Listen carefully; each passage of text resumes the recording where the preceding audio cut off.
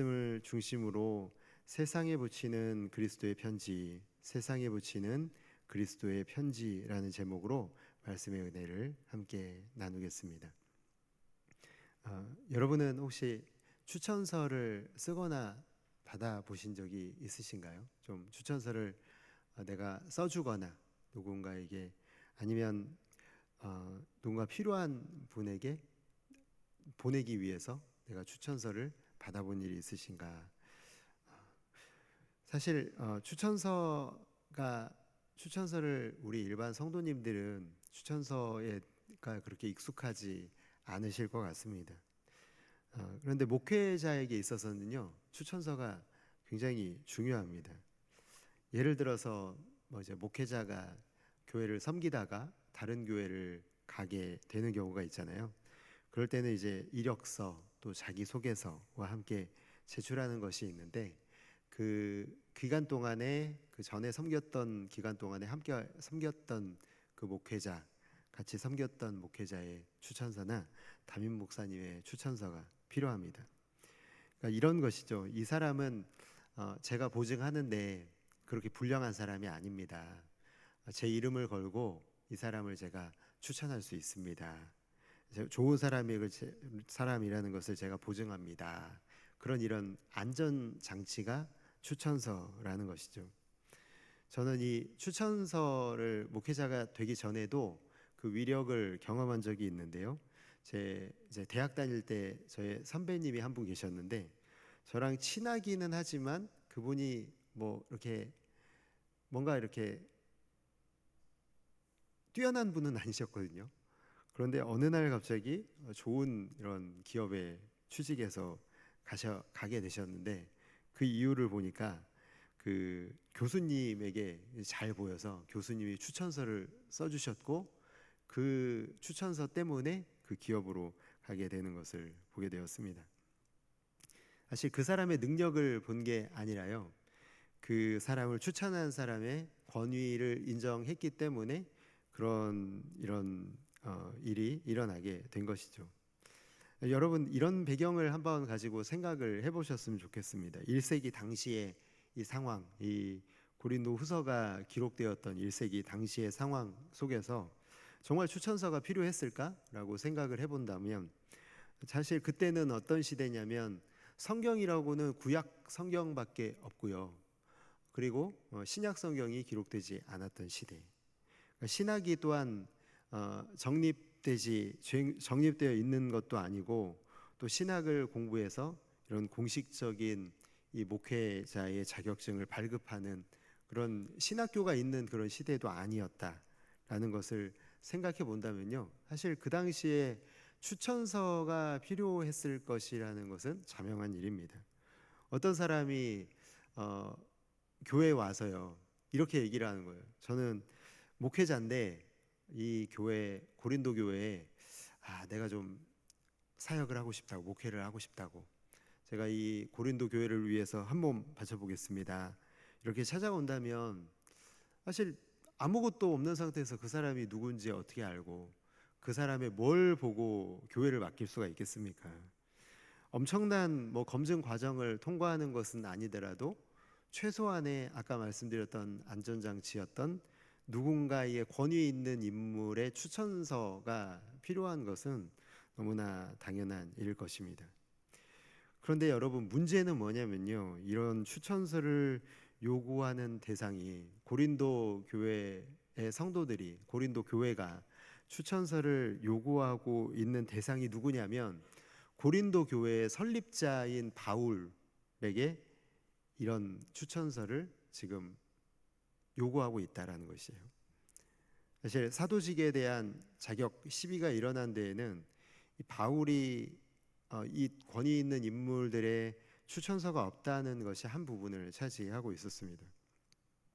우리가 생각할 때는 너무 말도 안 되는 일이잖아요. 무슨 사도 바울이 추천서가 필요합니까? 그런데 사도 바울에게는 당시에 이제 이 고린도 교회 성도들이 받아들이기 힘든 한 가지 결격 사유가 있었는데, 그건 뭐냐면 그가 예수님과 함께 사역했고 예수님의 12 제자가 아니라는 것이죠. 그러니까 물론 우리는 성경을 통해서 알고 있잖아요. 이 사도 바울이 환상 중에 이 다메섹 도상에서 예수님을 만났다라는 것을 우리는 성경이 이제 기록된 시대, 신약 성경이 기록된 이후의 시대를 살기 때문에 너무나 잘 알고 있지만, 사실 그 당시에 성도들은 잘 모를 것 아니겠습니까? 아나니아 외에는 이 사실을 증명해 줄 사람이 없기 때문에 사실 이런 부분이 고린도 교회 성도들에게 약간은 물론 당연히 이 사도 바울이 이 고린도 교회를 설립하고 또 개척했기 때문에 잘 알고는 있지만, 또 누군가 이런 얘기를 하면은 또 귀가 솔깃하고 또 그런 얘기에 혹할 수밖에 없는 상황 가운데 있었음을 또 조금은 이해를 하게 됩니다. 그렇기 때문에 이제 이런 고린도 교회 성도들 가운데도 아무리 사도 바울이라도 이 예수님의 12제자가 보증하는 추천서가 필요하지 않겠냐고 주장하는 사람들의 말에 정말 그렇기도 하네라고 생각하는 사람들이 있었을 것이고, 그런 얘기들이 점점 이제 힘을 얻게 되지 않았을까 생각을 해보게 됩니다. 사도 바울은요, 그가 목회의 현장을 기록해 놓은 사도행전을 보면은 정말 사선을 넘나들었던 사람 아닙니까? 수없이 많은 죽을 고비를 넘겼어도 그 죽음의 위협이 그의 의지를 꺾지 못했는데, 그러나 이 고린도 교회가 자신에게 추천서를 요구했을 때는요, 얼마나 마음이 무겁고 또 허탈했을까. 차라리 그냥 내가 이런 이 교회, 고린도 교회 이런 수모를 당한다면 차라리 그냥 사심에 하나 감한 매, 죽기 전까지 맞는 그 매를 한 번 더 맞는 게 낫지 않았을까라는 생각이 들 정도로 이 고린도 교회가 이 사도 바울에게 보여주고 있는 태도는 정말 큰 아픔이고 큰 정말 실망감이지 않았을까 생각을 해보게 됩니다.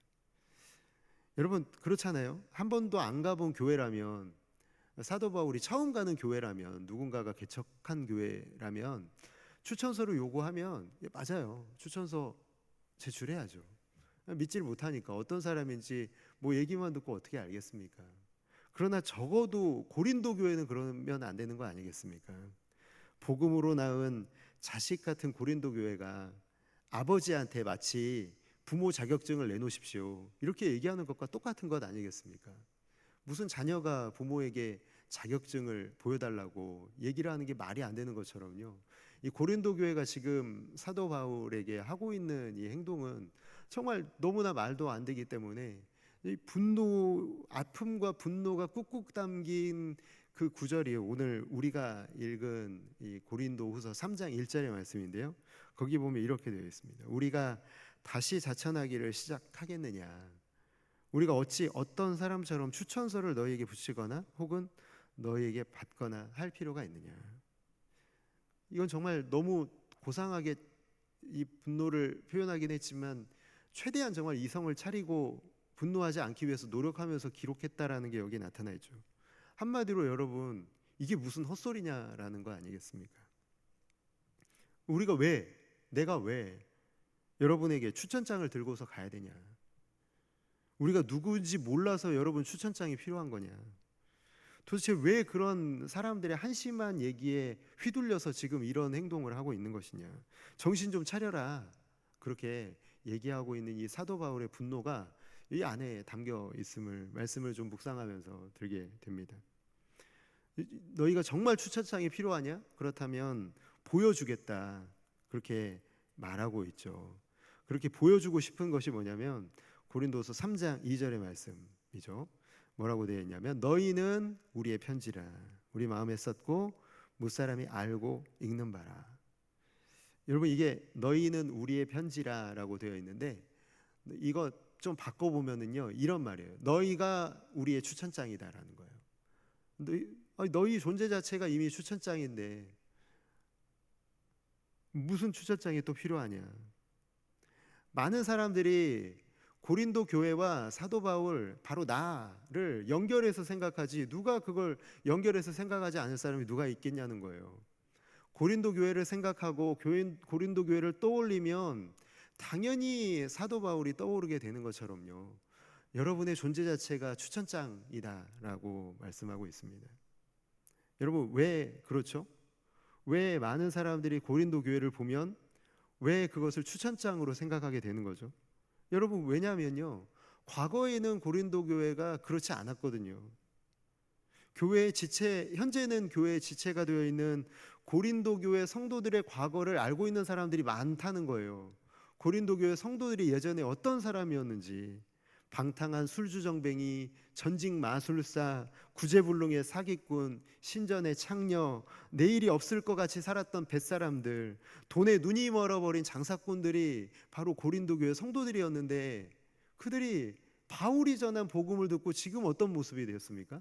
예, 지금은 하나님의 백성이요, 그리고 그들이 하나님 나라의 가족이 되어 있는 이 모습을 보면요, 당연히 이들의 존재 자체가, 그들의 변화된 모습 자체가 이미 추천장이 되어 있다라는 것을 말씀하고 있습니다. 만약요, 바울이 전한 복음이 종교 장사꾼들처럼 거짓으로 전한 것이었다면 그들이 정말 변화될 수 있었을까요? 이런 모습으로, 이렇게 거룩한 하나님의 사람들로 변화될 수 없을 것이면 너무나 자명한 일이기 때문에요. 그걸 모두가 다 한다는 거예요. 이건 불가능한 일이다. 이런 불가능한 일을 할 수 있는 분은 하나님밖에 없고, 하나님께서 바울을 통해서 고린도 교회에 이 일을 행하셨다. 모두가 다 아는 사실이다. 누구만 빼고? 고린도 교회만 빼고 다 알고 있는 사실이다라는 거예요. 그러니까 여러분, 이걸 어리석다고 얘기를 하면서 이 정제된 표현 속에서 책망하고 있는 사도 바울의 얘기를 들려주고 있습니다. 사도 바울은요, 성도는 사람이 보증하는 자격으로 증명되는 것이 아님을 3절 상반절에서 얘기하고 있는데요, 이렇게 되어 있습니다. 너희는 우리로 말미암아 나타난 그리스도의 편지니. 여러분은 그리스도의 편지입니다 라고 이렇게 말하고 있는 거예요. 여러분, 성도의 정체성에 대해서 이것보다 더 강력한 은유는 없는 것 같아요. 우리가 그리스도의 편지다라는 거. 여러분, 한번 새벽이지만 한번 따라해 주시겠습니까? 나는 예수님의 편지다. 아멘. 나는 누구라고요? 내 존재 자체가요, 예수님이 세상에 보내는 편지라는 것이에요. 여러분, 교회 비극은요, 이 사실을 잊어버릴 때예요. 이 성도의 정체성을 잊어버리면 교회의 비극이 시작되는 것입니다. 교회가요, 누구파로 나뉘어져서 싸우고 반목하는 이유가 어디에 있습니까? 고린도 교회 안에 수많은 문제의 원인이 어디에 있습니까? 여러분, 어디에 있죠? 성도들이 이 사실을 잊었기 때문에 그래요. 내가 예수님이 보내는 편지라는 사실을 잊어버리고요, 사람의 눈에 보기에 좋아하고 사람이 좋아하는 일들을 행하게 되면은 바로 이런 교회 비극이 일어나게 됩니다. 그런데 오늘 우리가 보고 있는 이 고린도후서 3장 1절부터 6절까지의 이 사건이요, 이런 말도 안 되는 사건이, 이런 교회 비극이 정말 비단 이 고린도 교회만의 문제가 아니라요, 현재도 우리가 겪고 있는 문제 아닙니까? 우리가 늘 보고 있는 문제 아닙니까? 세상이 교회를 칭찬하고 있나요? 마땅히 칭찬받아야 될 이 우리 한국 교회가, 교회 모습이 칭찬을 받는 대신에 어떤 비난을 받고 있는지 여러분 너무나 잘 아실 것입니다. 우리가 사는 이 시대는요, 세상이 칭찬을 받는 교회 시대가 아니라요, 세상의 모든 비난을 한 몸으로 받고 있는 그런 시대. 거기에 이유가 뭐냐면요, 바로 이 성도의 정체성을 너무나 많은 사람들이 잊어버리고 있기 때문이 아니겠습니까? 우리가 그리스도의 편지라는 사실을 잊었기 때문에 교회 비극이 여기서 시작되고 있는 겁니다. 사람들이 지금 교회를 읽고 있어요. 교회 편지를 읽는데 그 속에 누가 없는 거예요? 그리스도가 없는 거예요. 그리스도가 써서 보냈는데 그리스도가 없는 편지는 바로 오늘 교회 비극이 아니겠습니까? 오늘 그냥 이 한국 교회만의 문제가 아니라 오늘 우리도 그렇지 않나요? 우리 주변에 있는, 우리 교회 주변에 있는 사람들이 우리를 읽는데 우리 속에 그리스도가 발견되지 않는다면요, 나에게서 발견되지 않는 그리스도, 우리 동부교회에서 발견되지 않는 그리스도라면 교회의 이 한국 교회의 비극만이 아니라 우리의 비극이고 우리 자신의 비극의 모습이 여전히 있고 있는 것 아니겠습니까? 얼마나 우리가 가슴 아파해야 될까요? 그럼에도 불구하고요, 여러분, 우리가 반드시 잊지 말아야 할 것이 있는데, 그냥 우리는 그냥 비극이야 라고 거기에 멈춰서 있어버릴 수 없는 소망의 이유가 있는데요, 그것은 그리스도의 편지로서 주어진 하나님의 은혜는요, 결코 실패가 없다는 사실에 있습니다.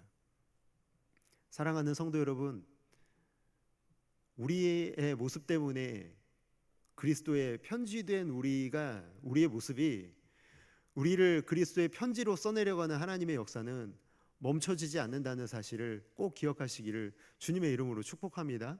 여기에 우리의 소망이 있는 겁니다. 비록 현실은 그리스도인답게 살지 못하는 내 모습이고 서로 시기하고 반목하고 부정적인 모습만 보이는 교회답지 않은 교회의 모습임에도 불구하고, 여러분, 그럼에도 불구하고요, 그리스도의 편지라는 사실은 결코 취소되지 않는다는 거예요. 여러분, 왜 그러냐면요, 오늘 3장 3절 하반절의 말씀에요, 그 이유가 나타나 있는데요, 뭐라고 되어 있습니까? 이는 먹으로 쓴 것이 아니요. 그러니까 그리스도의 편지, 우리가 그리스도의 편지라는 이 써내려간 이 글씨는 뭘로 쓴 거예요? 먹으로 쓴 것이 아니래요. 뭘로 썼습니까? 오직 살아계신 하나님의 영으로 쓴 것이며 또 돌판에 쓴 것이 아니래요. 오직 육의 마음판에 쓴 것이라. 먹으로 썼다면 지워졌겠죠. 그렇죠? 돌판에 쓴 것, 여러분 너무나 잘 알고 계시는 돌판에 쓴 게 뭐죠? 너무 잘 알고 계시죠? 예, 두 돌판, 10계명을 기록한 두 돌판. 지금 있나요? 어디 있나요? 여러분, 발견되지 않았죠? 없어졌습니다. 돌판에 쓴 것도, 돌에 새긴 것도 없어져 버리고요, 먹으로 쓴 것도 지워져 버리. 먹으로 써서 지워지거나 돌판에 새겨서 사라지는 것이라면요, 우리가 실패하고 절망하는 일은 당연할 거예요. 그래도 됩니다. 그냥 우리 넘어져서 일어나지 않아도 됩니다. 그러나 여러분, 하나님의 영으로 쓰셨고 육의 마음판에 쓴 것이라면, 그래서 절대로 지워지지 않는 것이라면, 잊혀지지 않는 것이라면요, 여러분, 우리는 실망해서는 안 됩니다. 왜냐하면 성공이나 실패가 나의 행위에 따라서 주어지는 것이 아니기 때문에 그렇습니다.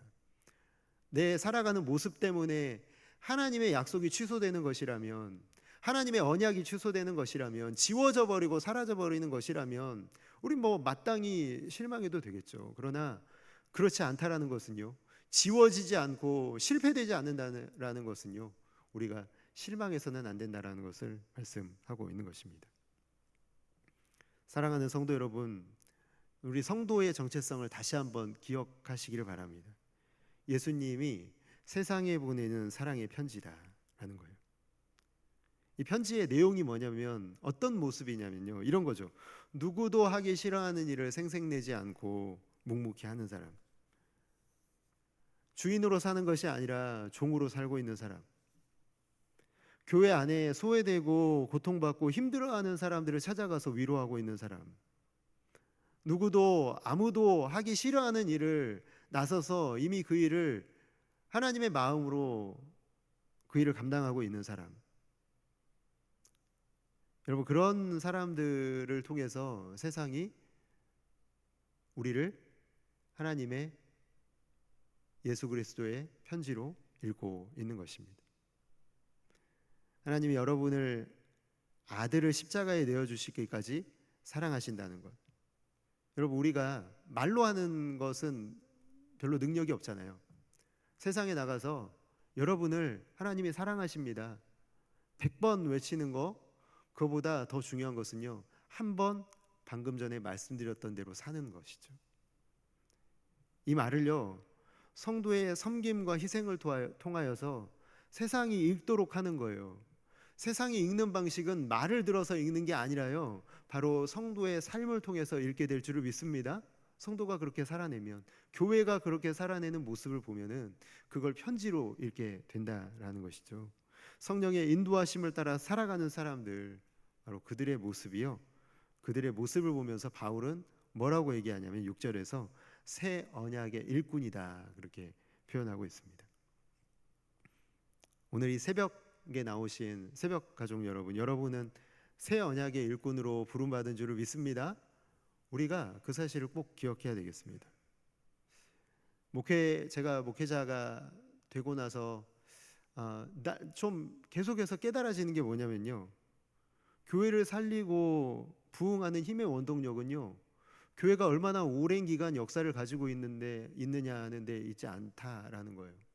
성도가 얼마나 오랫동안 신앙생활을 했느냐에 있는 것이 아니라, 아무리 오래되고 아무리 내가 오랜 시간 신앙생활을 했다고 하더라도요, 그 안에 하나님의 사랑이 없으면 그럼 아무런 힘이 없더라고요.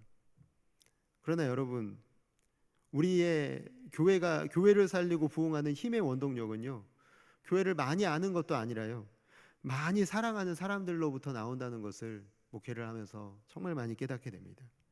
신앙은 여러분 경력이 아닙니다. 신앙은 사랑하는 힘이고, 그 사람의 저력이, 그런 사람들이 많은 교회가 저력을 갖추게 되는 것이죠.